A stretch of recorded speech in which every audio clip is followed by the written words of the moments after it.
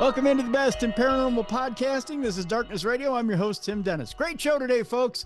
We have an old friend back with us who has a brand new book that I'm excited to talk about, mainly because we're going to talk afterlife today. We're going to talk a little bit about some of the experiences on the other side, and when those experiences on the other side come to this side, and we interact with the other side, and especially about some of those experiences and how they've happened throughout time.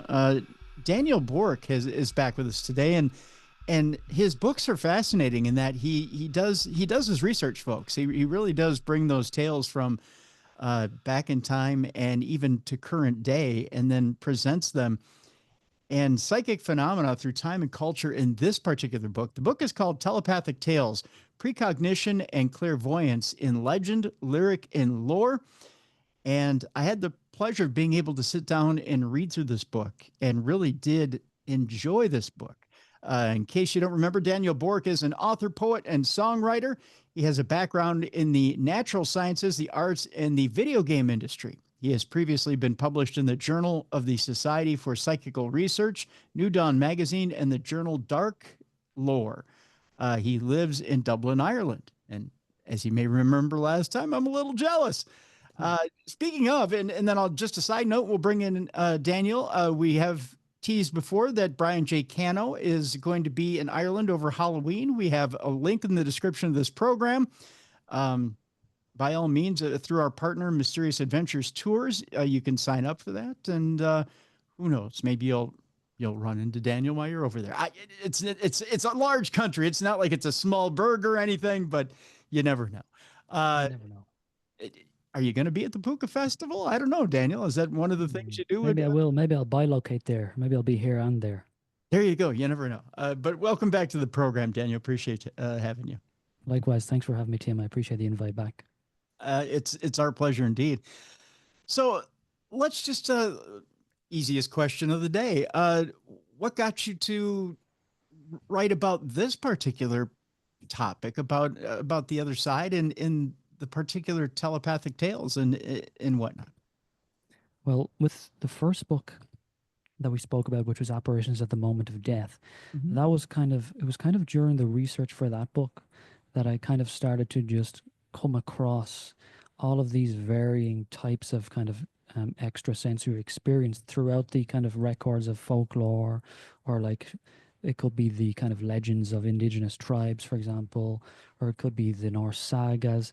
But the point was that I realized, there's so much here that is kind of indistinguishable from the kinds of accounts that had been collected by the parapsychologists in the last 150-ish years. And I thought, I need to start collecting these. I need to start putting these together, and I need to start making it very clear. What I wanted to do was just make it very clear that the same kinds of experiences that you and I have, these kind of telepathic experiences, the same kinds of experience that have been relatively carefully documented also, they can be found pretty much anywhere you look for them. And I just wanted I wanted there to be many of those accounts in one place where you could simply open the book and basically find one no matter where you look. That was kind of the idea here, just to bring attention to that fact. What's interesting, and I'll make a generalization here, and then we'll go into different topics and break them down by topic. But what's interesting is you're grabbing from all different cultures, and you've grabbed from not only Native American cultures, but different cultures throughout history. But there's these different cultures that you're grabbing from, and it seems like no matter what culture you grab from, there's the one thing in common, and that is that these cultures, once they cross over, it seems like they definitely want to come back and they have these messages, whether it be about health, whether it be about messages about lost treasure, whether it be messages about whatever it is. It's you know what? We're not going to abandon you. No matter what, we're going to reach back and we have these messages to talk to you about. Why is it that we seem to keep one foot in the grave and one foot in present day, or we want to keep contact with those people that we've left behind? Well, I think it's just for the same reason we want to keep in contact with people, today, now, here on Earth. We don't necessarily change in a deep, fundamental way. If the accounts are to be believed when we pass over, we are the same person, the same personality. It's the personality that survives. And so it's not necessarily, from that perspective, it's not necessarily surprising. But like you brought attention to the fact, and it is so true, that one of the main themes running through this work and through my work in general is that, like, if you read kind of the folklore, the classic tales of the kind of grateful dead or the helpful ghost, you could kind of come to the conclusion that these very common tales in which the dead help the living are nothing more than that. They're tales. They're kind of fire camp stories or what have you, or in the Middle Ages you may find miracle collections where the dead saint, for example, will offer the kind of assistance that you spoke of regarding maybe lost treasure or health, for example, and those two topics are covered in this book. However, you can look all over the world. In 1940s New York, you'll find surveys like expressing surprise that, oh, why the dead are the ones apparently offering a lot of this information regarding lost items. You'll find the same in 2018, for example, in an after death communications collection. You will find very specific examples where the dead will, for example, somebody will see the apparition of a dead person and they will simply point out the location of a lost key. And the thing is, the dead help in all of these areas. Like, for instance, in one of the chapters is A Day with Destiny, which deals with accounts in which the individual is informed of the date of their own death, something which occurs very commonly through myth, but still commonly today. That's what's interesting. But what's also interesting, and I'll wrap up on this point here, is that very commonly in the old tales, whether you're looking in Polynesia, Native America, or Africa, the dead come and offer that information regarding the date of the death. You find the same thing today. Like Alexander Bethiany's book on terminal lucidity just came out a year or two ago. And in there, you'll find spontaneous examples of people who are on their deathbed saying, yeah, I know the exact day I'm going to die specifically because my dead relative told me. So this theme does continue through time, and they're not just, contrivances. There would have been very good reason for why these things were recorded. Yeah, I want to come back to that because it's such an interesting part of the book. One of the things I want to tackle first, which I find interesting, and one of the things which I wrote a foreword for John Russell for his coming book, and I don't want to spoil this story in the foreword because it's such an interesting story. But you have a chapter. The very first chapter in the book is called "I Knew You Were Coming," and it has to deal with um, almost psychic premonition or someone being told that someone's coming. I don't want to say psychic premonition because it's really not that. It's being told that someone's on their way Mm-hmm. by someone on the other side. Um, and then being expected, that person expecting that this person is coming or having this message that someone is coming, and then preparing, like, say, a feast, right, for that person who's on their way. And then when that person gets there saying, well, you prepared all my favorite foods. I mean, all my favorite foods are here. How could you possibly know? And this theme occurs over and over and over again. But and it doesn't matter the culture, does it, Daniel? I mean, Mm-hmm. it's all here. Tell us a little bit about why this seems so prevalent in all these different cultures, and what is it about this particular story that is so interesting? Well, for me, that was one of my favorite chapters, honestly, and like, I could see why some people, like, for instance, the phenomenon, the fundamental phenomenon it focuses on is the Vardogr. That is a Norse. That comes from Norse folklore, and it's the idea of a premonitory sight or sound, and it generally relates to either an apparition or some sort of auditory intimation of a visitor's arrival. And I broadened that in this chapter to just general intimations of a visitor's arrival, whether that be a vision, a dream, a sound, like you said, something to do with a contact with the dead, for example. And like, why is it? Like, let me give the listener a typical example here. This is something in relation to the kind of comparative nature of it too. Like in 1970s rural Finland, and in Finland, by the way, these types of phenomena were referred to as etiainen, and that there you had informant say that my mother had the gift of knowing in advance when visitors were coming and who they would be. She also says that she had this gift all her life. Occasionally she had been mistaken, but then it had turned out that the person had intended to come but was prevented, which is a kind of an interesting side aspect to these experiences, wherein sometimes just the thought of the intention to come seems to trigger the intimation in the mind of the other person. And you had so many accounts with famous people too, like Charles Dickens. You have so many folklorists. It's hard to one area I do like to focus on is like the records of ethnologists, social scientists, and like anthropologists, because a lot of their records they're kind of incidental and hidden away sometimes in the notes section. You can see they're almost embarrassed to write about these examples sometimes. In some examples, they'll be very specific and say, "Yes, I hid this away in the notes specifically because I didn't think it would be taken seriously," for example. And you spoke to the idea of food being prepared. Something I found was that it was one of the common accounts you find is, like, for example, a folklorist called Barre Tolkan. He was driving to Salt Lake City to a reserve in among the Navajo. When he arrived, he found that a woman that he knew was preparing food. And she said, "Of course, I knew you were coming. That's why I cooked up this food."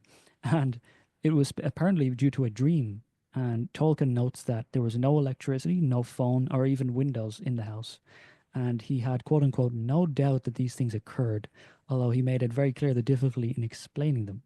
So I have so many examples in the book of just explorers, folklorists, ethnologists, etc., just coming upon indigenous cultures and being surprised that they seemed to have been expected to arrive.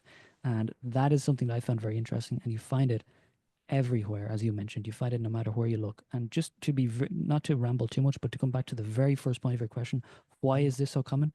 I believe it's common simply because it is a real human experience. I expected looking for these that I would find them. Why? Because I know that people still report these experiences in numbers today. Yeah, but it's almost a heartwarming thing, right? I mean, it's almost the type of experience you would want to have. If you're looking forward to a long lost relative coming home, you would almost want that message to come from the other side. You'd almost want someone to tell you that, hey, you know what, so and so is on their way, or a cousin's on their way, or an uncle is on their way, and be prepared for them. Make them feel welcome. Absolutely. And like, that's the interesting thing about this book in general speaks also to the kind of varying reactions of cultures to these experiences. And the Vardoger is an interesting example because, as you say, like, yes, this can actually be quite kind of comforting or just a kind of a normal part of daily life, for example. Like in those Norse cultures, or even among, for example, the Siberian Tungus, okay? Like the Russian anthropologist Sergei Shirogorov, for example, he worked among the Tungus. He wrote a book called The Psychomental Complex of the Tungus, I believe. And he wrote that these things are just a quote unquote common thing, and they simply do it when they have no time for sending a messenger. So like, while we in the West, for instance, a psychologist called David Leader wrote a paper, and in it he reported on his own Vardoger experience, and he said that these can actually, even though they kind of seem mundane when you just speak about them, oh, I got a sense someone was coming and they arrived. These can actually kind of alter somebody's worldview. They can kind of give them a sense of, oh, maybe things aren't quite as materialist or kind of set in their ways as I necessarily thought. And yet, as I said, if a culture is kind of used to it, it will be to the extent that they will just kind of take advantage of their belief in it by attempting to evoke these experiences. For example, you will read many accounts in the book of medicine men specifically entering trance in order to see if somebody is coming to the village, for example. So they already kind of knew that these powers existed within the human mind, and they kind of ingested brews or entered altered states of consciousness in order to attain information on a kind of incoming party, for example. And that's very important in indigenous cultures where you would have a lot of kind of intertribal conflict and warfare, where you can imagine there would be a great impetus for information and knowledge of this kind. And often, to be clear, the kind of reputation of the medicine man or the shaman would often hinge on the accuracy of these visions. So it wasn't just that they were always and in all places believed or kind of superstitions or kind of vague things. If the vision didn't tell true, oftentimes the reputation would be kind of soiled. Right. Yeah. Yeah. That's the other thing that runs throughout this book that's very interesting is you go back quite often to talk about these different visions, not just in the Native American communities, but other communities as well, that these visions were the way that they were obtained were interesting, not just through different brews, but also sometimes just by falling into a nap or by meditating or by trying to get to that state. You had to get to that unconscious state in order to obtain the vision. But like you said, if it didn't come back true, boy, was there were there issues. That's I guess that's the only way of putting it, right?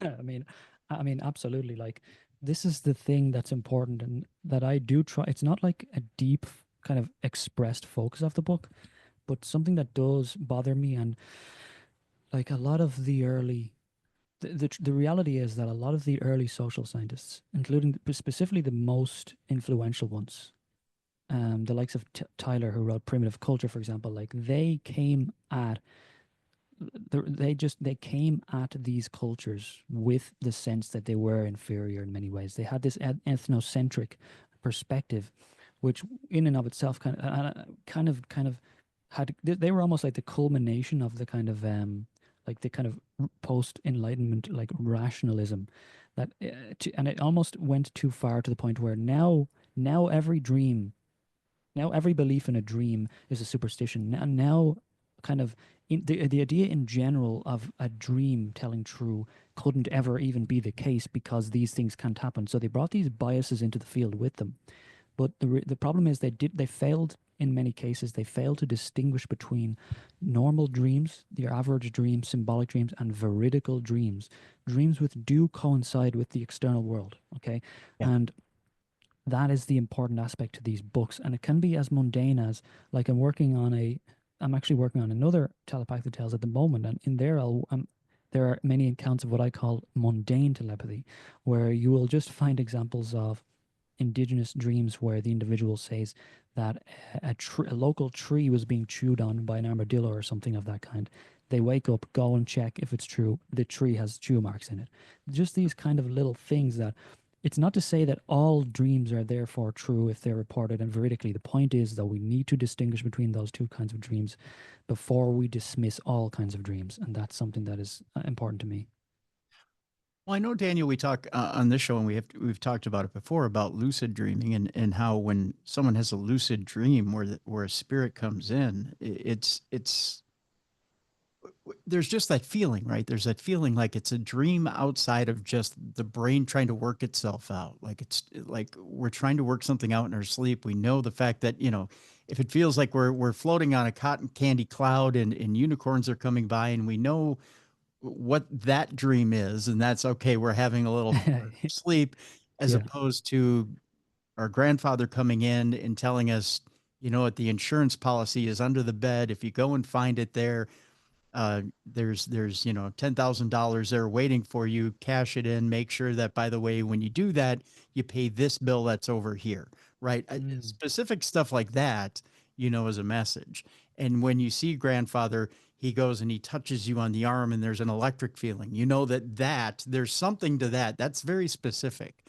That in itself, when that's in a lucid state, that has to be a message stream. I mean, is it pretty easy to tell the difference between the two? For the most part, for the experiencer, yes. Yes, there is a very clear distinction. And this is the case kind of across the gamut of all, like, it's not always the case. Sometimes the experience is somewhat vague, the intimation is less direct. Maybe the individual has less capacity to kind of receive such messages, for example. Maybe the being that is contacting them has less capacity to do so. There are many variables here. But in general, yes, these are very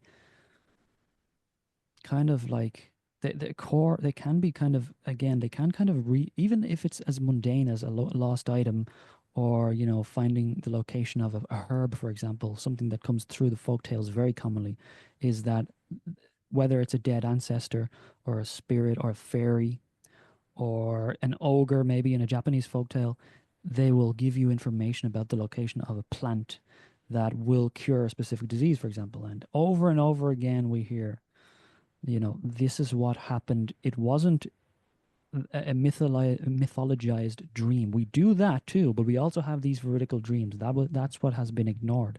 But again, to circle back to your question, yes, they are very powerfully specific, and it is relatively easy to distinguish between them because mostly because, again, of this veridical aspect. I mean, if you think about it, a lot of the time, I mean, how many times have you woken up from a dream and you know, uh, you know it's surreal, it's different, it's an alternate state of consciousness, but like when the dream truly does correlate with the external world, that is something that you can't really come to terms with unless it's happened to you. And it can be in a very specific way, not in a vague way, like we spoke about last time with the deaths, dreaming of a distant death at a time of its occurrence. In this book, I actually go into dreaming of a distant crisis at the time of its occurrence, not just a death. And when that external correlation happens, it's very powerful, and we can show this with examples. For example, psychoanalysts. Sorry, go ahead. You were going to cut I was in going to there. say, let's talk about that when we come back. Let's take our Yeah, break. no When we come problem. back, I want to talk about that crisis, and I want to talk Okay. about knowing that there's a crisis when you're in a dream and actually getting that message. So let's do that when we come back, because again, the book is fascinating, folks, and the book is available. I believe it's available right now. The name of the book is Telepathic Tales: Precognition and Clairvoyance in Legend, Lyric, and Lore. We have a link in the description of this program so you can go pick it up. Daniel Bourke is our guest. He's the author of this wonderful book. When we come back, we'll talk about how you know there's a crisis and dreaming about it and getting that message. And Daniel's got a wonderful chapter about it in this book. Again, Telepathic Tales, Precognition and Clairvoyance in Legend, Lyric, and Lore. When we come back, Dreaming About a Crisis with Daniel Bourke right here on the best in Paranormal Talk Radio. This is Darkness Radio.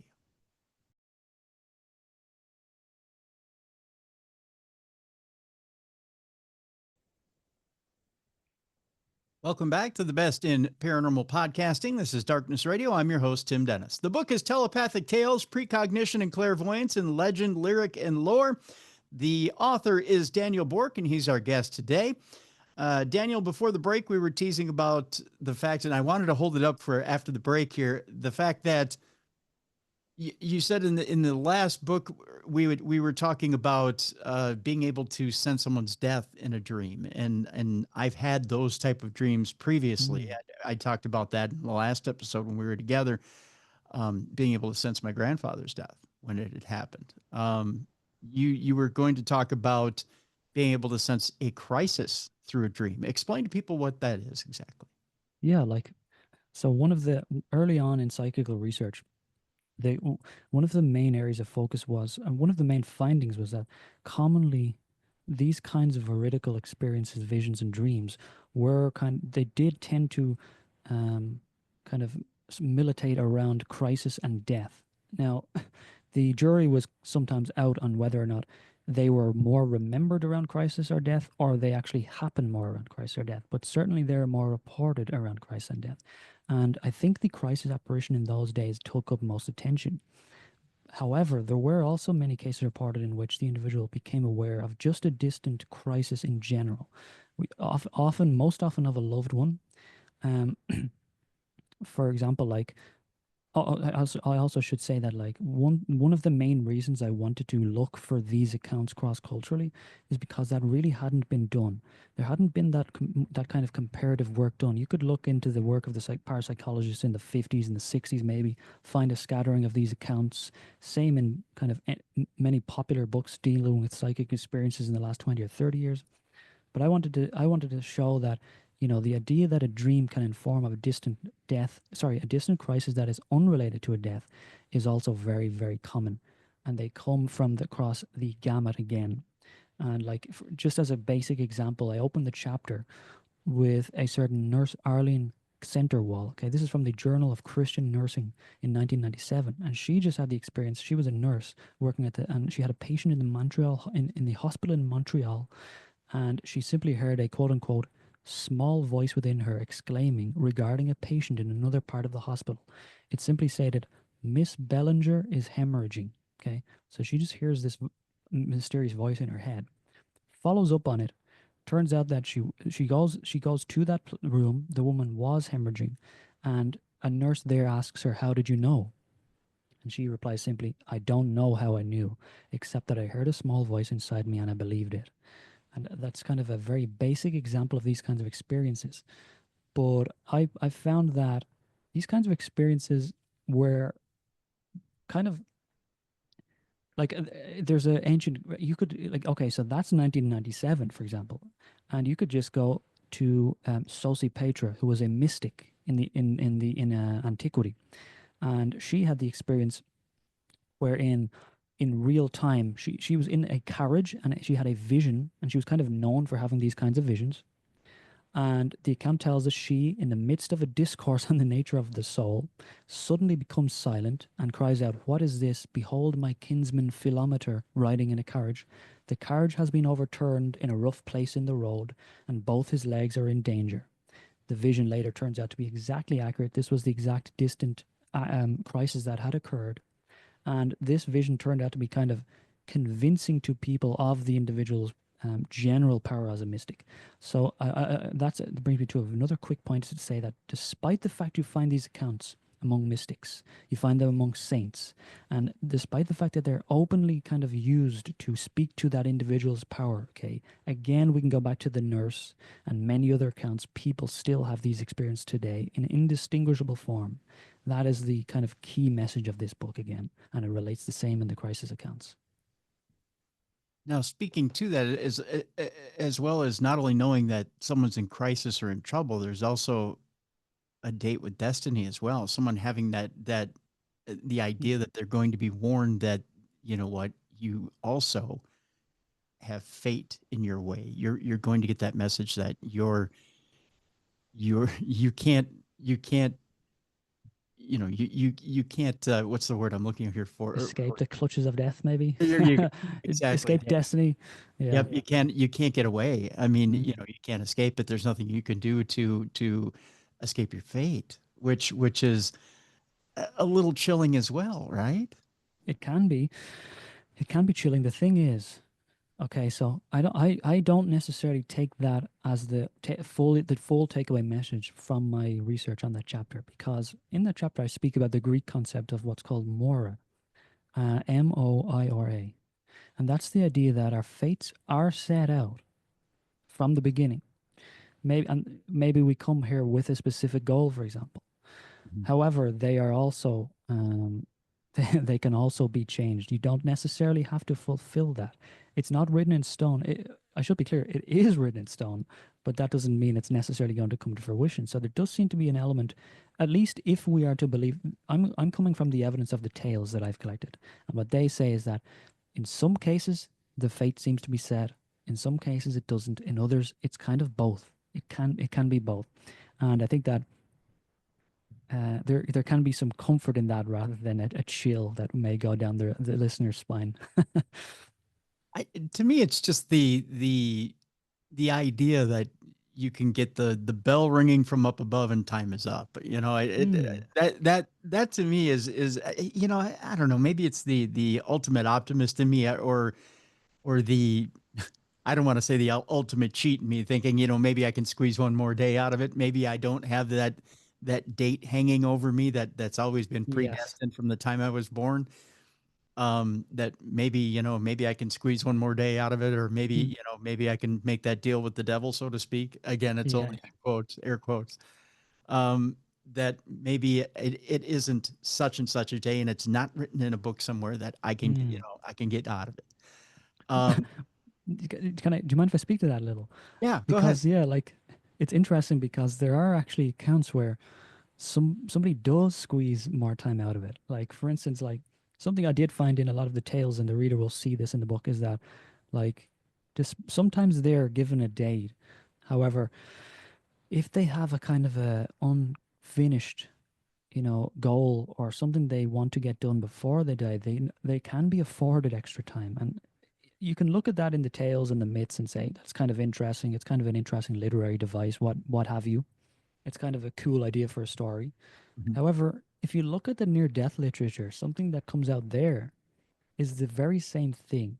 Like individuals very specifically state that, like you'll see many accounts reported across the near death literature where the individual dies only after the person, for example, who was late coming to visit them, visited them, or only after they made the phone call they'd been wanting to make for 3 days. And sometimes they'll even specifically say, like, I've been given extra time in order that they can arrive here and we can kind of, get our final dealings done, etc. So the reality is, whatever you think of the reality of these experiences, you cannot look at the tales and say there's nothing to it outside of the idea of the writer of the tale. Okay, and to be clear, this book isn't just tales; it's actual reports as well from the ancient world, etc. Not to, just to be clear on that, but yeah, these are the very same phenomena still reported today. And regarding the date with destiny and the kind of Damocles sword over your head, what's really fascinating is that in many cases, and again, I'll refer again to just another recent book, Alexander Bathiani's Eternal Lucidity. He had cases where people predicted the day of their death. Now, I don't mean the week of their death. I mean the day down sometimes to the hour. And that's something I write about this in the book too. That's something that physicians cannot do to this day. And that's why they express not just surprise at these accounts, but often a kind of sense of being disturbed or perturbed, something because these are people who are very much grappling with things that they feel they need to understand and on a molecular level, like the anatomy of the human body. But this is something that they can't grasp.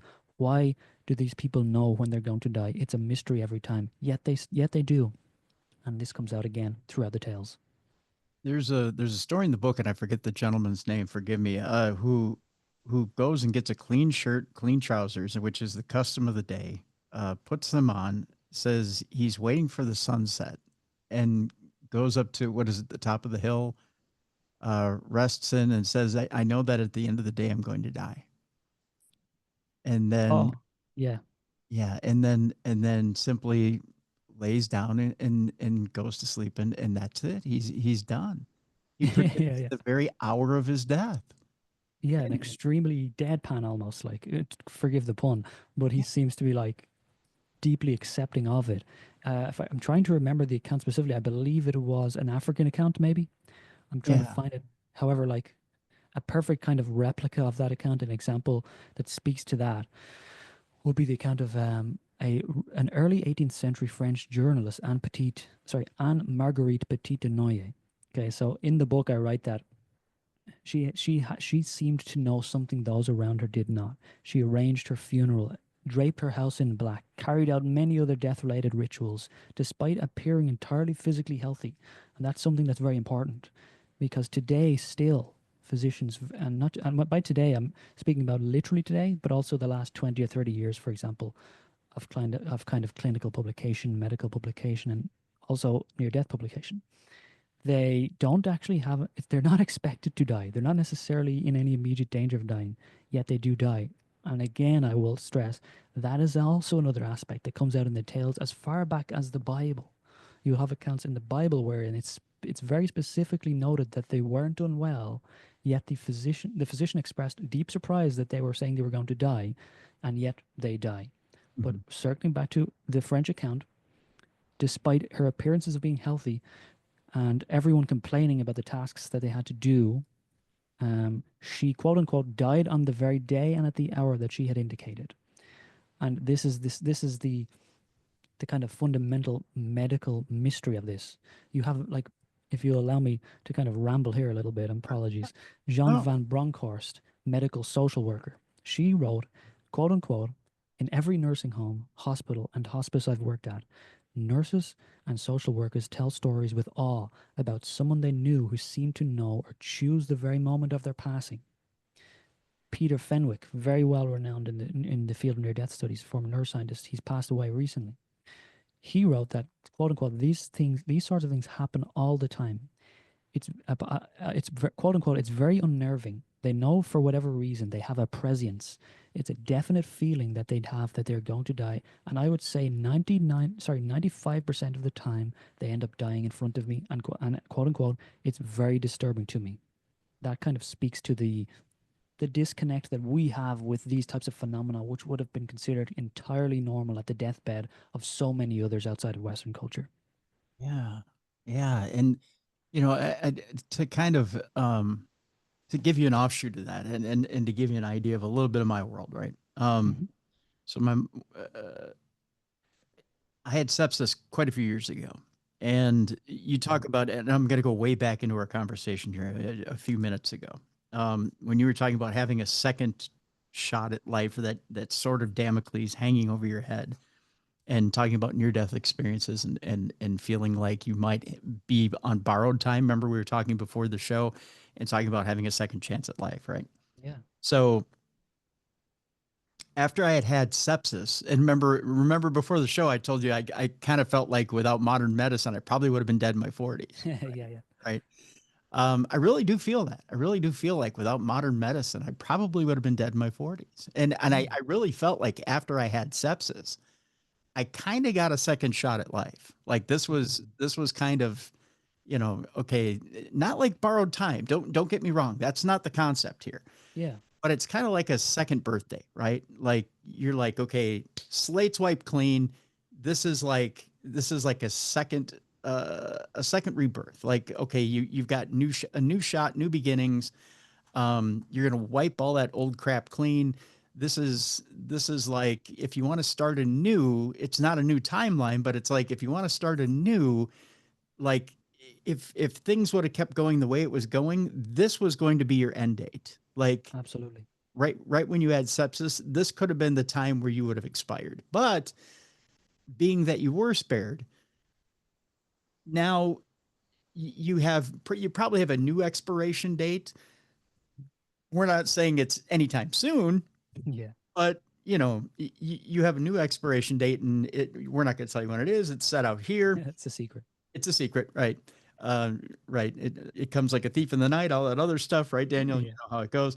Um, but it's out here, and from here on out, you know, you have to keep living it, you know, every day like it's your last, right?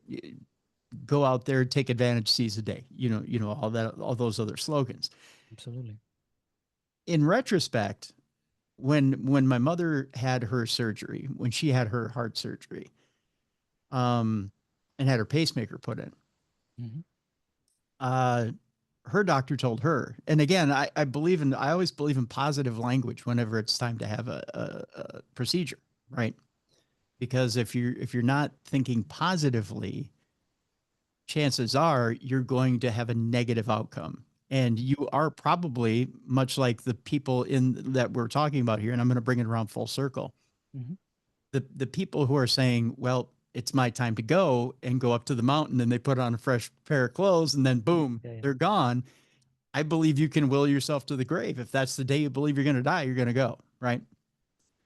Um, so when my mother says, well, when she says to me, I don't think I have much time left, I really do believe if she says that, she believes she doesn't have much time left. And so Yeah. the doctor says to her, nope, you're going to be here in 10 years when I go and put a new pacemaker in, because you've got 10 years on that pacemaker. Mm. She said, you're going to live a nice long life. So you'll be here when you're 89 years old for me to put in another pacemaker. That Wow. doctor's forward thinking and very much positive, right? Yeah. And so I said, that's right, Ma. You're going to be here in 10 Hmm. years, right? Because your father was 90. You're going to be 90. Don't Yeah. assume anything other than that, right? Sure. Um, Even though I have multiple ailments, I don't think anything other than I'm going to live to the same age that my grandfather lived to, right? I believe I'm going Yeah. to live to 90. Why? Well, because you're going to have to drag me out of this life kicking and screaming. Yeah. Why not? Actually, why not? Right. I've still got the same stubbornness that they had. So, um, but it's the attitude, I believe, right? That Mm. you're either full of life and you're gonna tackle this thing and you're gonna go, or you're resigned to the fact that, well, you know what, when it's my time, boom, I'm gonna, if I've had enough, I've had enough, and you're resigned to at that point move on to the next level. Mm. Is that fair to say? Am I onto something, or am I on something there, Daniel? It's fair to say in the sense that like it really seems that like if again I'm coming from the literature, and I always do bring in the kind of near death literature to my thoughts a lot of the time just because I'm very familiar with it. It's what really started me out on my interest with these topics. But like yeah, like you could say that there will be those cases wherein the individual will themselves to literally live longer, or it will be their will which kind of promotes their capacity to continue their kind of mission here, because like what constantly comes up in the near death literature, and you hear this literally, I've probably read it 1,000 times, the exact words, "It's not your time yet." Okay, you hear that exact terminology, and like you have to go back, and it's almost always within the context of this is something. Can you imagine if we lived our lives in thinking in this context, in this broader context, like a lot of, again, I keep coming back to so many like Native American cultures and Polynesian cultures, and they had these sense ideas of the soul, and the Asian cultures regarding reincarnation, where like this moment now, it's really it's a tiny portion of what came before and what will come after. Like you may, for example, like they often believe that we chose specifically to come here for an actual reason. Okay, and if you look at the near death literature, that actually does come out a lot. You hear people say, "Oh, I kind of I saw while I was there why I chose to come here," even down to literally choosing your parents. Like, can you imagine if it turned out that you chose your parents? Like, I mean, it's just a whole different dynamic of how you think about your fate, and am I really hard done by? Maybe I'm not as hard done by as I think I am, for example. Right. Maybe I wished for this. Not now, I don't want to thrust that on people who are suffering greatly and say you deserve this, you wished for this. I'm just telling you what comes out sometimes in the literature in some cases, that some people say, I chose this life for these specific challenges. And to speak to your point, sometimes those challenges are not met with. Sometimes they are, the target is missed. They do give up early. Maybe they commit suicide, sadly, whatever it may be. But yes, speaking directly to your point, I believe that it's on a case by case basis. But in the general sense, it seems that whether you have a whether you have a kind of a guaranteed destiny or not, it does seem that there is a greater framework, greater cosmology at work here, that it's not just you in this moment of meaningless void floating through space, nothingness, kind of on a space rock. It seems to be more than that, at least according to the tales. Yeah. Yeah, absolutely. To add to that just slightly, and then I think we could probably move on to the next chapter here, and that's this. Which ironically enough involves discoveries on that deathbed and what they're Mm-hmm. discovering on that deathbed. Um, involves this, and that's uh, the point that I wanted to get to it in that is the fact that you're mentioning challenges and what we believe that we've challenged or that we've chosen. I do believe that we do challenge ourselves before we come to this life, and people may say, but I've got really crappy circumstances. But you know what? You don't ever put yourself in stuff that you won't grow your soul out of, right? That you can't escape out of, or learn and grow and change and become something new and different and more beautiful, right? Um, I, I Absolutely. I really do believe that there's a reason that you put yourself in circumstances so that you can grow yourself and become something more beautiful at the end. That's the whole reason you're in this petri dish and learning pot, that we call life. Um, because you're supposed to escape those circumstances and learn and grow and change.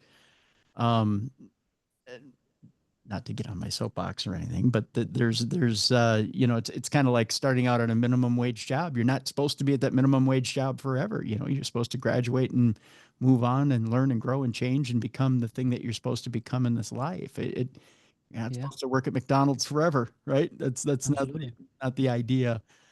Um, It's all about right, stepping stones. that's right. Stepping stones, exactly, my Mhm. friend. You've got it. Uh, and with that, I think well, let me take you off on a different direction here, because Tangent away. as we sit and we talk about these afterlife experiences, I want to throw you a curveball here for a minute. Mhm. One of the things that's not brought up in the book, obviously, is the atheist point of view. Um, Mm. and of course, because there's not obviously any messages being brought from an atheist point of view. Um, I do have some listeners that are atheists, Mhm. more than one, that Yeah. will get a hold of me from time to time when I do shows like this, and they're like, "Yeah, but I don't believe any of it." Yeah, Um, of course.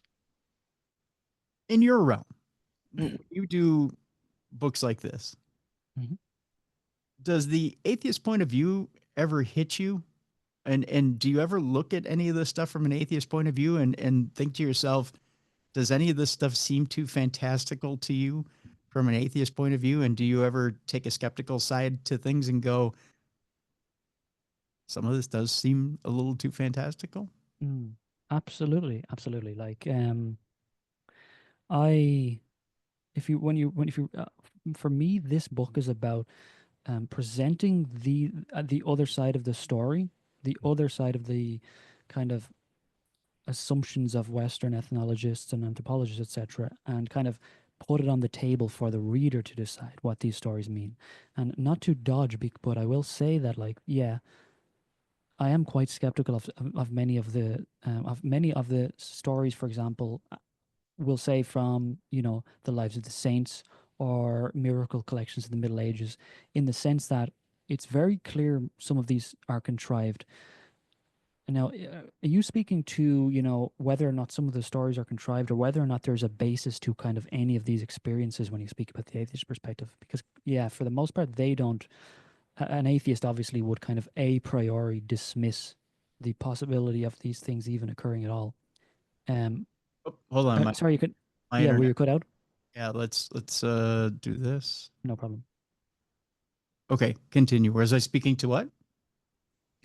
So yeah, like just in the atheist and the kind of materialist who has the kind of almost often subconscious assumption as to the nature of things. I mean, it's a very basic thing to say, but an Italian anthropologist Ernest De Martino, in his kind of underrated work, Magic, Primitive and Modern, he's just basically said, like, belief, one basically has to suspend disbelief in order to kind of realistically approach the magical experiences of other societies. The problem with this kind of perspective that we have in the Western academia is that they have decided, and it's not necessarily based on any evidentiary data, and we can prove this because, for example, like some of the most skeptical of psi phenomena are psychologists, for example. But we also know that psychologists are some of the least familiar with these phenomena. um, have you cut out or are you still there? Apologies. Yep, I'm still here. Okay. Okay. Yeah, so we know that those most skeptical of these phenomena are actually the least familiar with the literature on the phenomena. So we can say that a lot of the time the assumption that these things can't occur are a priori. They are kind of fundamental. So yes, I do take the skeptical approach, and that actually is increasing in my latest work, but it's only to the extent that I do not throw interpretations down the reader's throat. I want the reader to see the other side of the story, to see what these people are saying in earnest, to see that these mysterious experiences are very similar across cultures and time, such that it's challenging to dismiss them all. Okay, and Mhm. that's all. That's my goal with this book. And I hope and that was a clear answer. If it wasn't, I'm happy to kind yeah, of elaborate. Yeah. no, it's a clear Yeah. answer. Yeah, Okay. absolutely. It's just and the reason I throw the curveball there is this. A lot of times, like I'll do a show like this, and I'll on a lot of the few atheists that I have that listen to the show that are, let's put it this way, they get curious to listen because they want to see the other side, but at the same time, it's kind of like It's kind of like someone who's on a diet who wants to look at the menu and they go, ah, no, but I'm never going to eat that Yes. anyways, right? Yeah. Um, but at the same time, they're curious to see what it is that's being said. But they still want to, pardon the language, Daniel, they still want to shit all over it, right? Um, Of course. It's okay. but yeah, it is. It's okay. I don't mind that, It's right? fine. I don't It's their mind perspective. I don't mind the friendly discussion. I don't mind I don't even mind the tit for tat that goes on with it either. Um, but my answer is always this, and that Mhm. is but you're curious about what the stories are, and you're curious as to what the traditions are, and you're curious Yeah. as to what it is that's going on. If you don't believe, then why are you curious as to what the stories are, right? Sure. Um, you know, Well, it the thing is, like, a lot of one could look at a collection of, narratives of this kind, and what happens often on the side of the types of people that you're speaking about is that they dismiss these tales on the grounds that they are anecdotes. Okay. And that's shockingly unreasonable because, science, including their own sciences, make use of anecdotes all the time. It's a kind of a double standard that you see when it comes to the realms of kind of extrasensory stuff. It's not that they have an issue with the fact that these are anecdotes. They have an issue with the content of the anecdotes in the first place. So therefore they dismiss them a priori again. And, I like to get technical sometimes and say that an anecdote actually comes from the Greek anecdotos, which means an unpublished narrative. These are very much published narratives, so technically they're not even anecdotes. They're actually hard data. But the point is that, yeah, like I sum it up sometimes with this. There, if I, in the was it the 1970s, Project Stargate? I think there was 20 years within which the U.S. Government, the U.S. Navy, put like 20 million into remote viewing research. Okay, and one of the external reviewers of this, I believe it was Ray Hyman, and he, I love this quote because when he looked at the data, and this is the case with a lot of this, the data to do, the very rigorous parapsychological research, he couldn't find anything methodologically wrong with it. Oh, And he did kind of concede that, as one would have to, that there are statistically above chance scoring in these tests. Okay, proving that an effect is occurring. The problem is he kind of his summation was, even if this were true, I don't think I would believe it.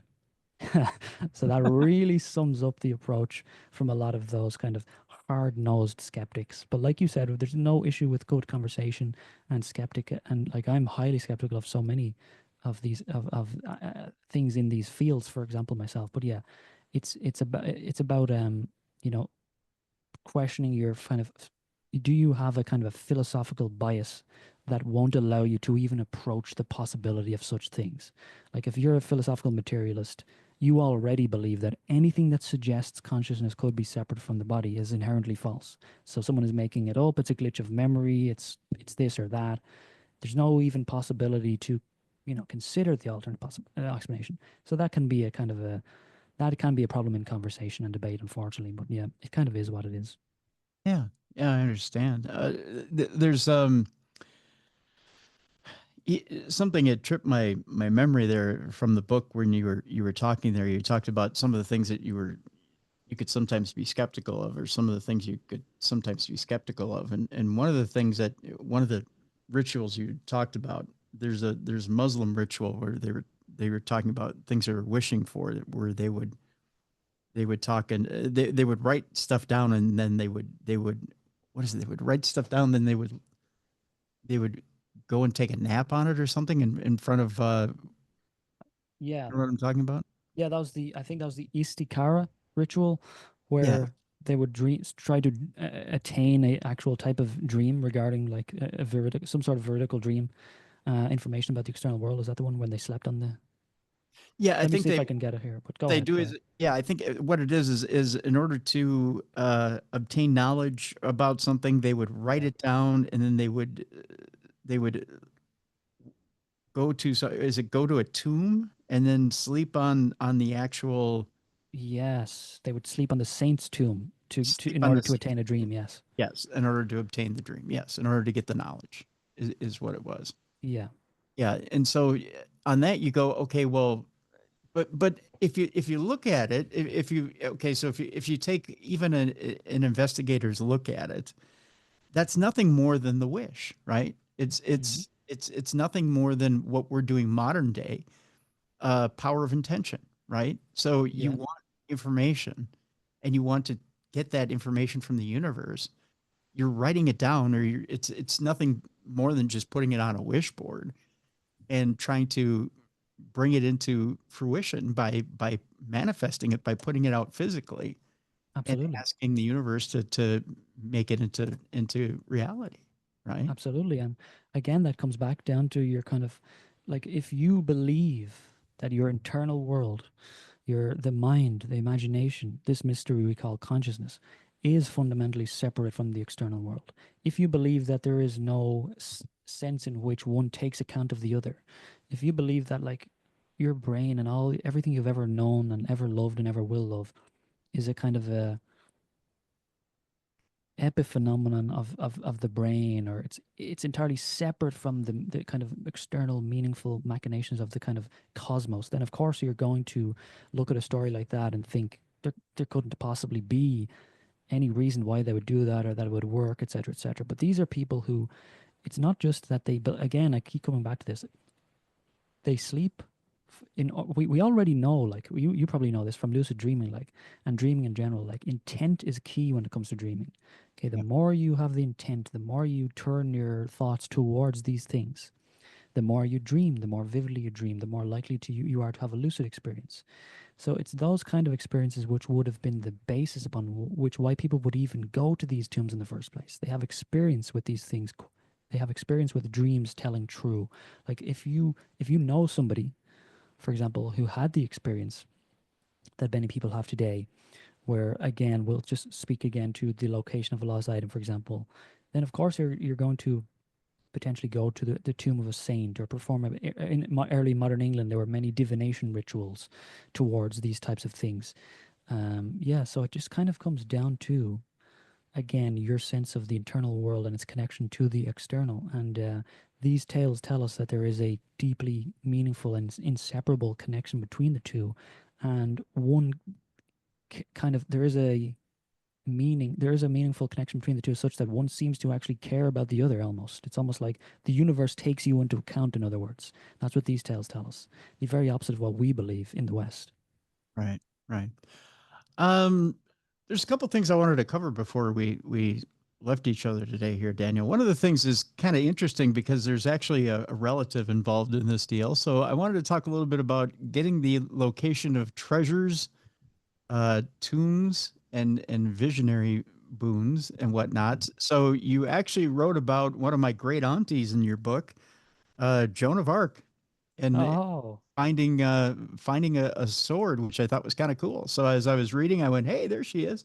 But the story of Joan of Arc finding a sword would kind of trip my trigger. So I appreciate that. I'm glad I did. Yeah. But yeah, you wrote about the sword of, wrote about the story of Joan of Arc finding a sword through a dream, or this, Yeah. actually getting the message that there was a sword to be found, which I thought was kind of well, although I had known the story, it was kind of cool to see the story Yeah, and in the book. yeah, it's something that like a lot of people know, but like when you put it in this greater context, like this is why I always concentrate on volume. I don't want to say, like some people say quality over quantity. I'd say I almost sometimes focus on quantity. But the point is that like, yeah, you could take the Joan of Arc story and say, oh, that's interesting. A vision located a sword. But then you look, in Papua New Guinea, you see the same thing with similar idiosyncrasies attending it. For instance, it's an external intelligence that tells Joan of Arc the location of the sword. The same is true in Japan, where a sword is found. The same is true among certain Mayans, where certain quartz crystals are located that will kind of begin their training. They say that it's an external intelligence that imparts this information. So these kind of themes start to emerge. And again, we can come back to the tales from our own times. Mm-hmm. Um, the deceased relative, as you mentioned, offering the location of a will, or again, a key that's lost under a stone. These seemingly mundane things that the dead seem to be concerned with. And but the way I look at it is that what you've got hundreds of stories through time, but here's the similarities. Here's the consistency. Something external to the individual is offering accurate, veridical information regarding the external world. That's what I find interesting, and that's why I bring all these stories together and try to suggest that we're either looking at a common, actual extrasensory experience, some sort of strange similarity between people's brains, or what's most likely a combination of both.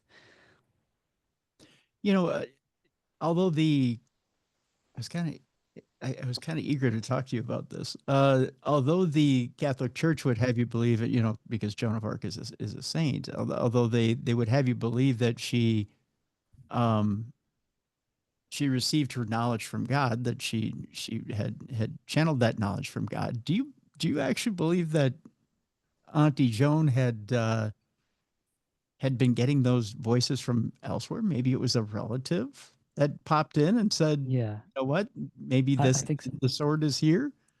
I think it's very possible, and I think that in the lives of the saints, like you do very commonly see these interactions between living saints or people who aren't saints yet but will be, and the dead.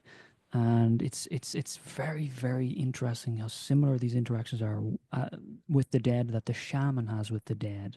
And that's why I think that the church, in many of these cases, they will kind of, if it is a dead person, if there is some sort of contact with the deceased at all, it will be ascribed to, God, the Virgin Mary, the Holy Spirit. This is something I go into in the Vardogr chapter, for example.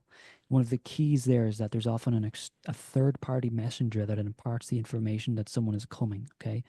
But if you look in the kind of the church's writings or kind of Christian legends, and even in modern times, it's the Virgin Mary that offers the information. It's the Holy Spirit that offers the information. But if you look among Native Americans, it's the helper spirit. It's the deceased relative.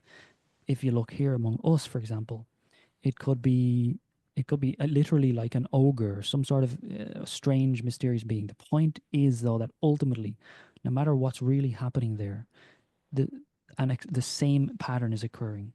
The same thing. An external intelligence is offering vertical information, and I keep kind of harping on that, but it's kind of the the important point here.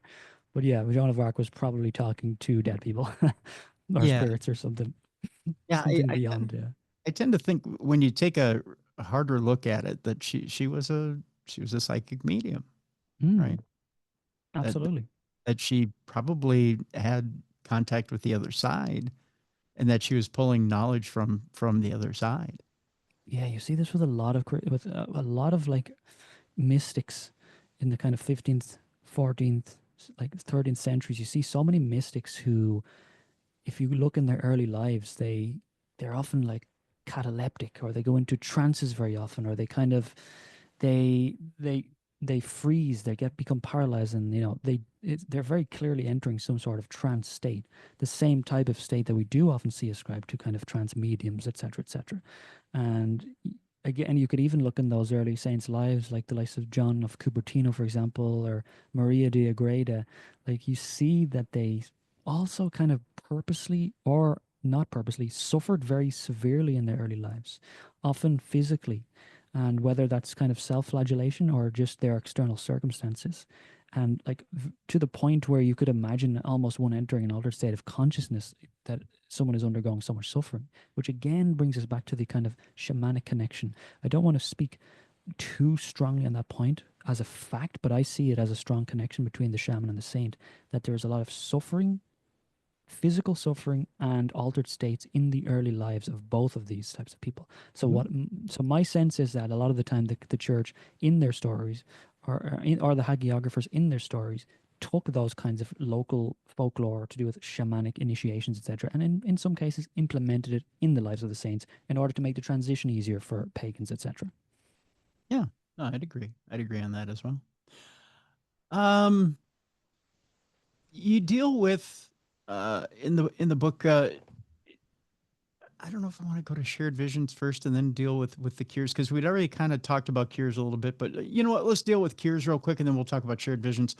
About spirits coming forward and saying, you know what? Here's what you need in order to find a cure for whatever it is that ails you. Somebody may have a disease, or maybe a loved one has a disease, and they see in a dream, you know what, if you just go and get this root, or you go and get this here and you combine this with this will cure what ails you. Um, and it's happened over and over and over again. It doesn't matter what race of people you're talking about. Mhm. It doesn't matter what culture you're talking about.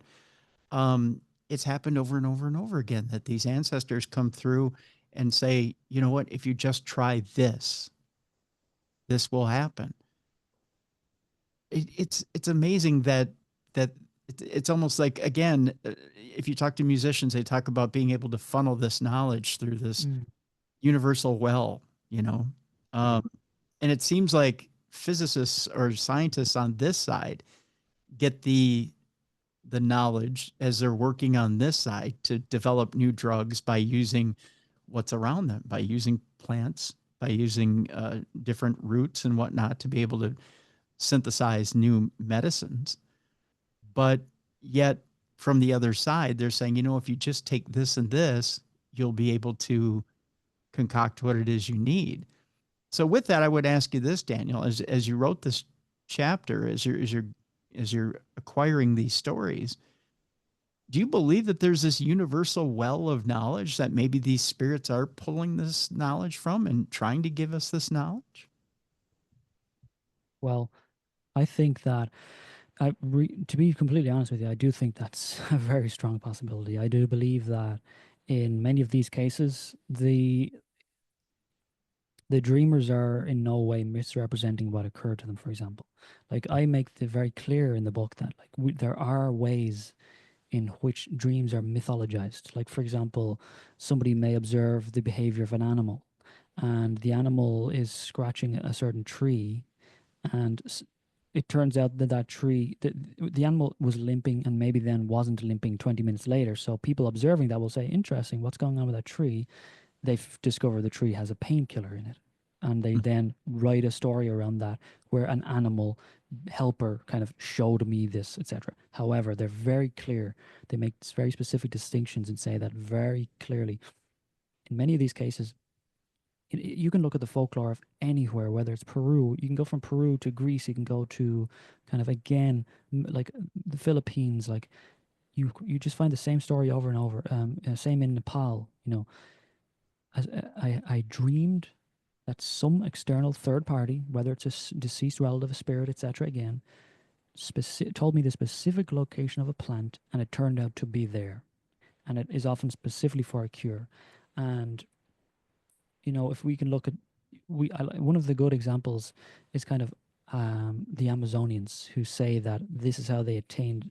This is related to how they attained knowledge of ayahuasca, for example, and how to brew it, because it's like or sorry, curare. My apologies, not ayahuasca, curare, which is a or curare. I'm not sure how to pronounce it.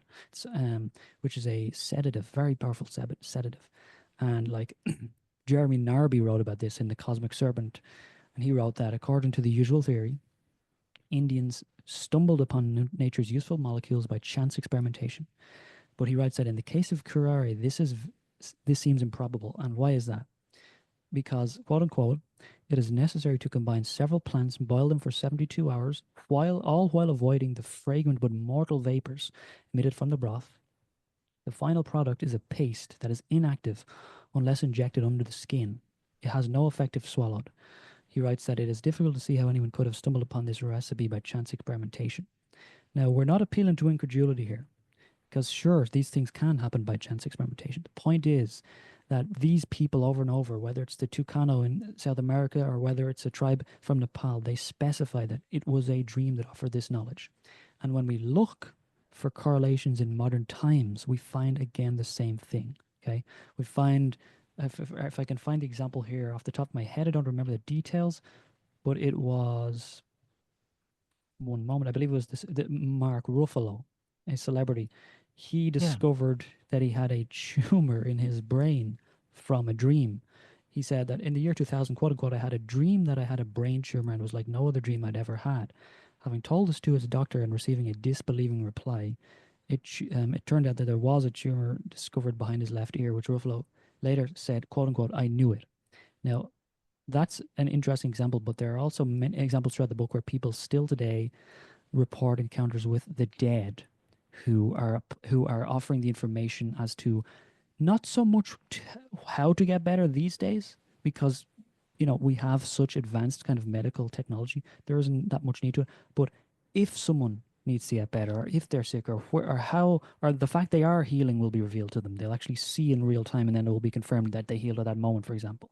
So basically put, that chapter concentrates on, there seems to be a through line in history of people having contact with the other world and attaining healing knowledge from it.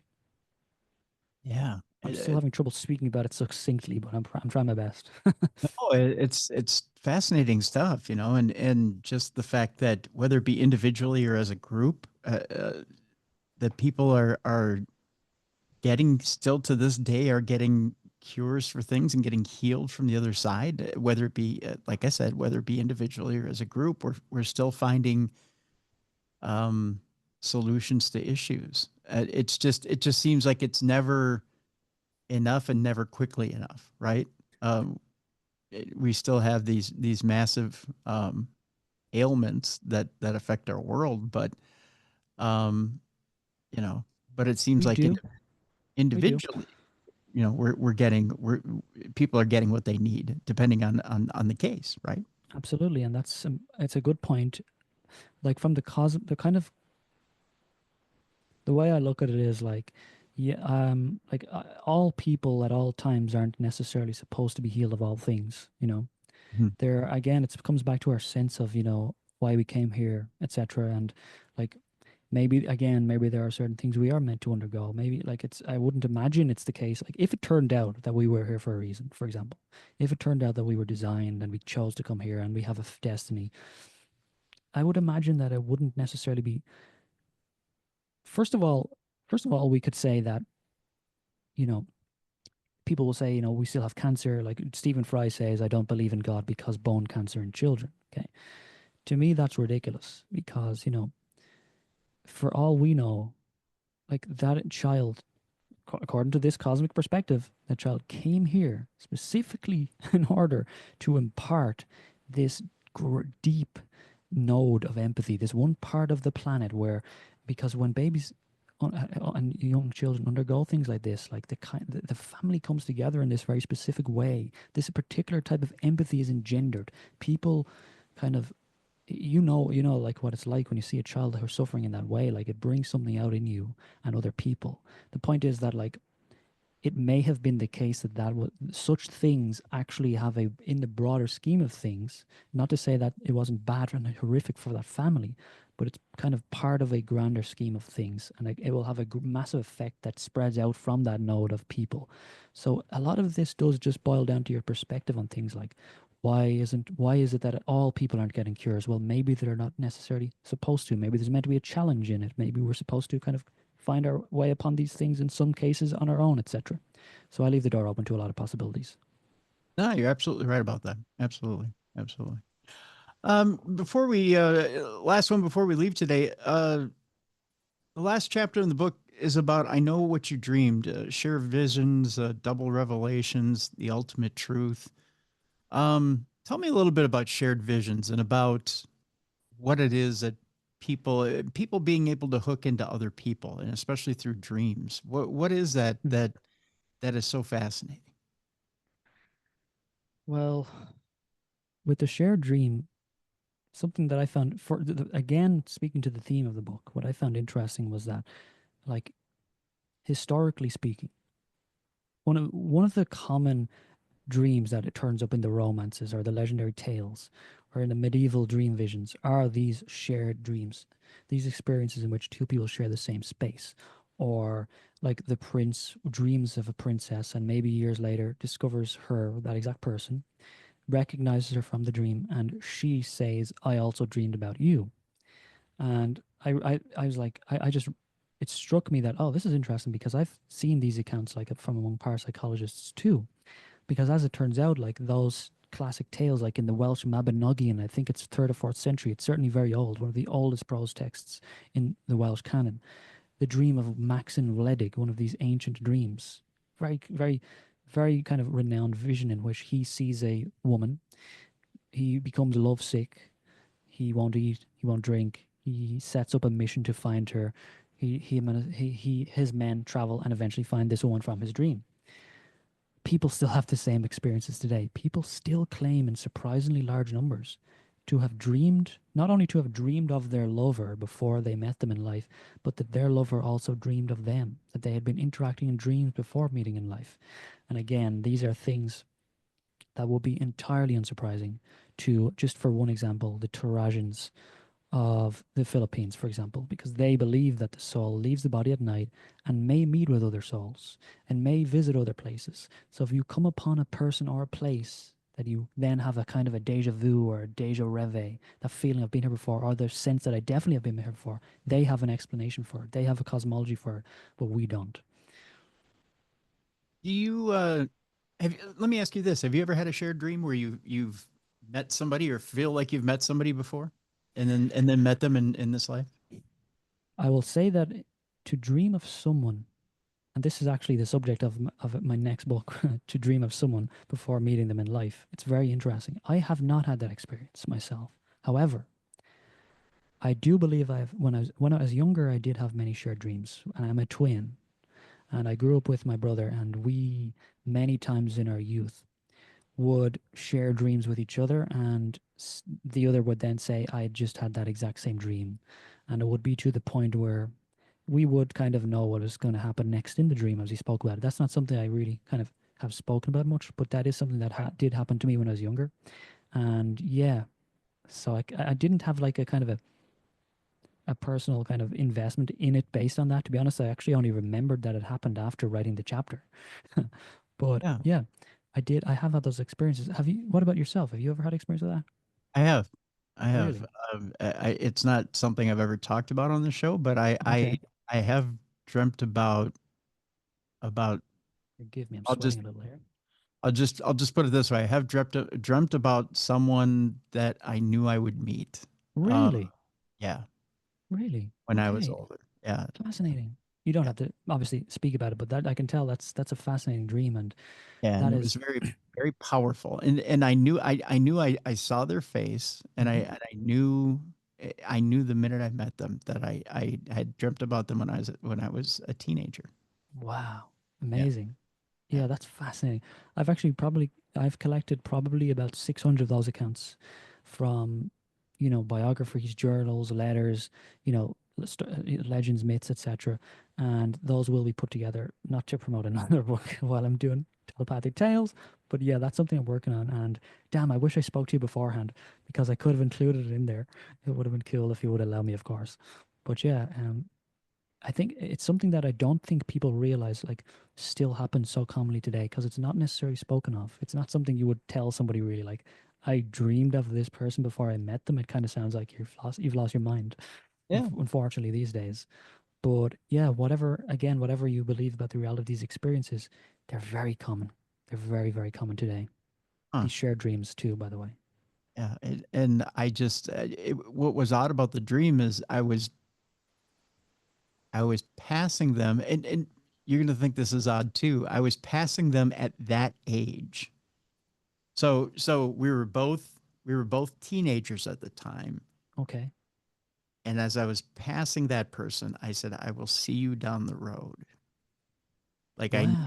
I knew I wasn't going to see them until we were older. Wow. I just said, So, just please are, wait. are you saying you actually saw them at that later age? That's what you're saying, isn't it? No. I said I saw them as a teenager. So we were at the time we were Oh, I both see. teenagers, and I said Yeah, I okay. know I will see you down the road, so please wait. That's incredible. Incredible. Yeah. I've so many, I can't, again, I can't say I've had an experience of that kind that I remember at least. Um, but do I know anyone who's had that experience? I do think my brother has had that experience, but I don't remember it. Yeah, not much in my family in that regard. Lot more with the death stuff in my family, unfortunately. Yeah, but it was yeah, but yeah, I ended up seeing It him had a later. big impact on you, I assume. Yeah. It was very strange because it took me a minute when I met them. I was like, oh my god, that's that person. I because it felt eerie.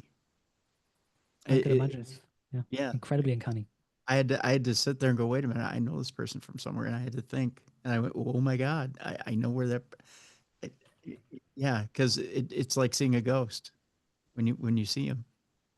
I can't imagine. I really can't imagine. Like, I always thought those were actually very interesting accounts where there's a long time lag between the dream and the kind of fulfillment. Because with those types of experiences that you're mentioning, that's something that's called deja reve. It separates itself from deja vu in that it's not the sense that you've been here before. You tie it very specifically to a particular dream that you did have.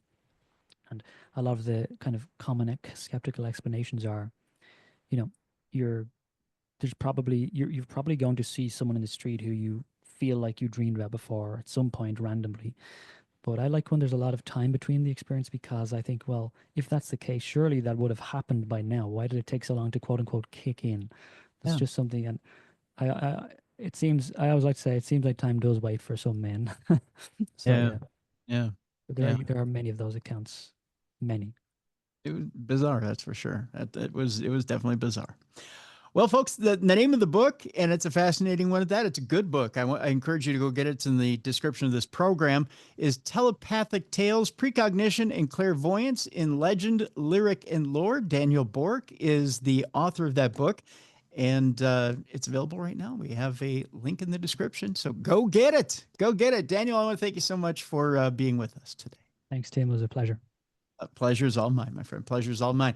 Folks, we're up on the weekend, so I want to remind you of a couple of things. First of all, I want to remind you that we have 2 trips from our friends at Mysterious Adventures Tours that are up and ready to go. There are links in the description of this program. The first one is our friend Dacre Stoker is taking you to Romania for Halloween through Mysterious Adventures Tours. Bran Castle, first of all, on Halloween. You'll be able to party at Bran Castle. This isn't outside Bran Castle. It is in Bran Castle. There is a delicious dinner and then a ball afterwards in Bran Castle, along with 11 other days in Romania. The link, again, in the description of this program. Also, Brian J. Cano is taking you to Ireland for Halloween, including the Puka Festival and much, much more. Again, the link in the description of this program. Both trips offered through Mysterious Adventures Tours. Second, we want to thank Troy Palmer. He's the executive producer of this program. Thank you, Troy, for everything that you do. Third, if you don't have the Apple app for Darkness Radio, it's available now. If you do have it, the update's available. Make sure that you have it updated. Be sure to do that. Fourth, if you're listening to this podcast and enjoying it on audio, you can enjoy it as well on video. The original Darkness Radio is on YouTube. That's the name of the channel. Or just simply go to darknessradioshow.com, click on the show that you're looking for. The video and audio are under the description of that show. You should be able to see both of them. If you don't see both of them, just hit me up with an email and ask me where it is. But you can see both at darknessradioshow.com and click on the description. You should be able to get the video there, or just go to the original Darkness Radio and look for the video. And again, like and subscribe after you get done watching the video. We're up on the weekend, folks. And again, it's going to be a beautiful weekend. While you're out having fun this weekend, make sure you grab a neighbor or a friend or a family member that is disabled or elderly. They like to go out and have fun as well, folks, too. Be a light in someone's darkness. Make sure you get someone out of the house this weekend that needs to get out. Just a message from your friends here at Darkness Radio. Be a light in someone's darkness this weekend. That'll do it, folks. That's it for this weekend. We'll be back next week with a whole new week of shows. For Mally Fox, for Jessica Freeberg, for Beer City Bruiser, I'm Tim Dennis. Thank you so much for joining us here on the best in paranormal podcasting. This is Darkness Radio. For more audio and video archives of the show, intriguing content, fun events, and cool swag, check out darknessradioshow.com. The executive producer of Darkness Radio is Troy Palmer. If you enjoyed today's program, make sure you like and subscribe. Thank you for watching. Be sure to have a great weekend and be back for a special birthday edition of True Crime Tuesday next week for Tim.